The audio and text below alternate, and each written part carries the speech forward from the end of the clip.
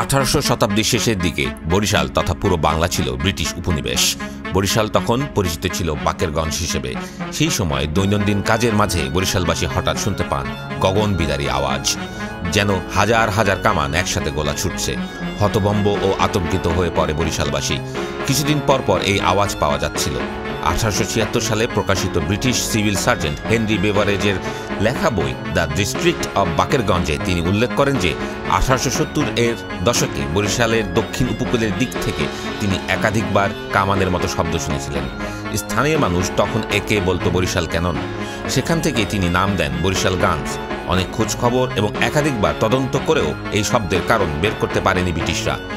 পৃথিবীর তাবৎ তাবৎ বই এবং সংবাদপত্রে এর উল্লেখ রয়েছে রহস্য হিসেবেই।